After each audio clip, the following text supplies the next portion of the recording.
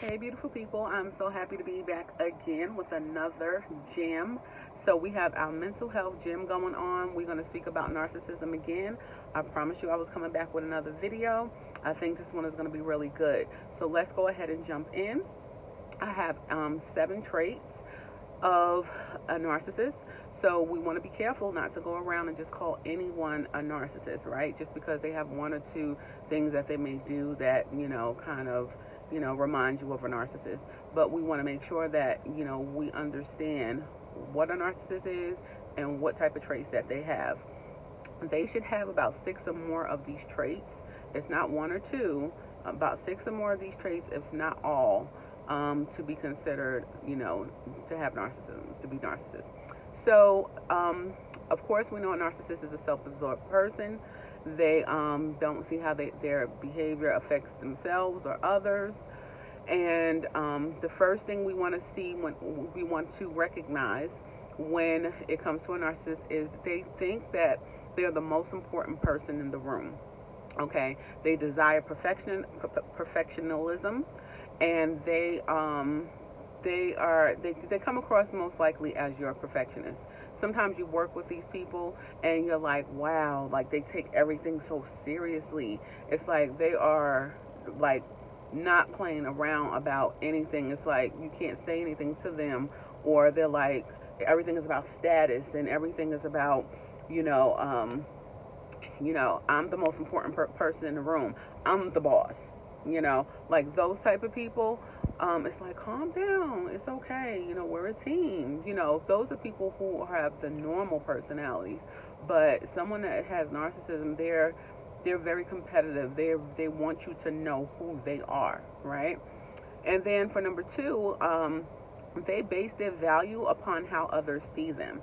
So even though they seem like they're this big type of person, they watch you if they think that you're a smart person, if they think that, you may be someone who can give them a little bit of competition. They're like, oh, if they watch you, they're jealous. And sometimes they try to be secretively jealous. They might speak to you ill mannered sometimes, and you're like, man, I didn't do anything to them. But the reason for that is because they see something in you that they wish they had themselves, and they like to be top of the class. If they see that you know too much, that's a problem, right? Especially if you're an assistant or something like that to a narcissist. They're like, hey, you're not smarter than me. You need to pipe down. You need to be quiet. You cannot outshine me. Okay? I'm the person who's taking control here, right? So when it comes to that, don't fight with that kind of thing. Just lay low, do your job, don't get into competition, don't even get upset. You have to notice what you're dealing with. Number three, they cannot take criticism well, right? So when you tell them, hey, even in the nicest ways possible, maybe, that could have been done a little bit differently, or maybe we can look over this together. What do you mean we can look over that together? I already looked over that. I spent 5 hours doing that. Okay. Um, well, okay. So, those type of people, they don't take criticism well. They want to be the one that gets all the credit for everything. Um, they don't even want to come and ask you any questions or be like, hey, can you help me with this project or anything? They don't want that, because then you'll outshine. You'll start looking more important. You'll start looking more, it's serious. Okay, y'all? So then we have number four. They think that they should be treated better than others, no matter what they're doing. It doesn't have to be anything important, but they think they should be treated better than others, and they ignore healthy boundaries, right? So, if you're telling them, hey,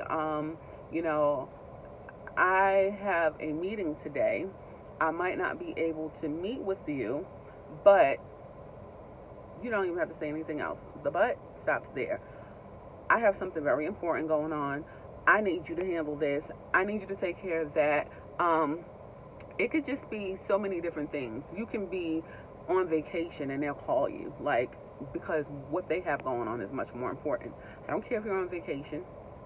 I have something that needs to be done. I need to ask you a question, and I need, period. Okay? So no matter what you're doing, drop everything, because you need to be speaking to the most important person in the world. Unfortunately, it's so sad, but this is so true. I've seen it many a times in my life. Okay. Number 5, they surround themselves with upper class folks. They want you to know that, oh, I know the president. Oh, I know the CEO of this company. Oh, I'm very close friends with. And it's like, come on. I mean, even if you do, it's okay. But no, everyone doesn't have to know. Everyone, you don't have to like put on this big show or like you're the best friend of the president of, it's just crazy. So people who are healthy minded, they're looking like, ooh, that's kind of weird, but okay. And then it's like, they're not genuine. They don't have genuine relationships.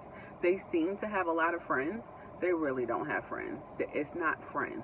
It's people that they're using for their own benefit to make them look good.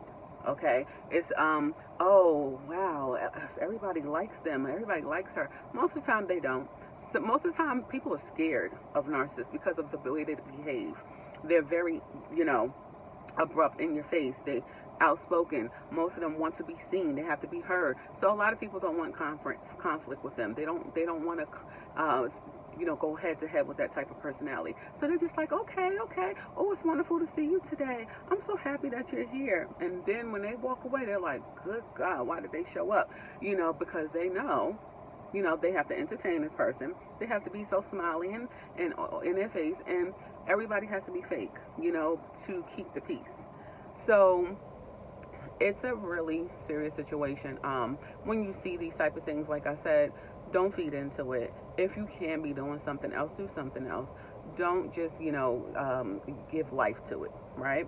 And then I have takes advantage of others, no matter who it is, right? No matter who it is. It could be their mother. It could be their child. It does not matter. If it's for their benefit, they are going to take advantage, okay? It doesn't matter how much they feel that they love you or anything like that. If they have to get something done, if something has to be, if they have to follow through with something and they need to use you to get to that point, they will. Okay, it doesn't matter. It doesn't matter. And then I also have they cannot empathize or recognize anyone else's needs. They're not going to empathize, I should say. Okay, they're not going to empathize. Period. Point blank. What I feel is what I feel. What I said is what I said. What I think is what I think. And that's going to be it. Okay? If you want to go back and forth with me, what I'm going to do is I'm going to make your life hard. That's a narcissist. Okay? Be very careful. Pay attention. Okay? You don't even have to react. Just pay attention. Pay attention and know your role, right? Chill out. I don't have to get into this stuff. That's your situation, not mine. And the last but not least, I have a little bonus. They do not like change.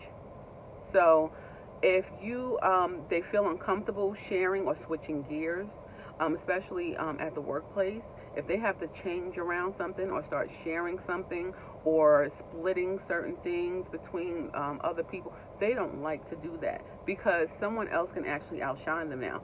Someone else can actually, show them up and actually they're like they start to become intimidated, and then they start to try to make you look bad in front of others because they're like, oh, she's doing this and he's doing that, and he's not owning up to this, or he didn't even do that project right. Let me go and fix it. So that they look like they're the person that saves the day, the person that's the Superman, the person that's the smartest. And it's really sad. These people are cutthroat, right behind your back and in your face.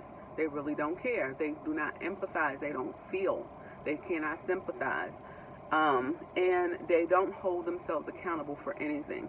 No matter what it is, the situation can happen 10 times over with 10 different groups of people. It's never their fault. It's always somebody else in that other group's fault. They will never take accountability. I am not the problem. You're the problem.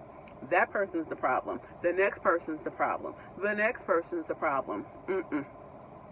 There comes a time when you have to look at yourself. A narcissist can't do that, unfortunately. So this, like I said, this is a really serious thing. And most times these people are at greater risk of depression because just think about how much energy that takes to every day behave in those types of manners. and try to be on top and try to feel like, they're not validated by other people when they really are. Like, there is so much, and these people are sometimes suicide is a high risk, depression, it's just so many different things. Listen, if you know someone who is a narcissist, sometimes it's not going to be very easy. Try to get them some therapy. If you feel like you have these traits, please go get some therapy. Please get help. Okay. This is something that the community is really honing in on, and a lot of people are dealing with, and it's a very draining disorder for the person and the people around them. Okay, so I'll be back with another video. I hope you enjoyed it, and smooches, have a wonderful day.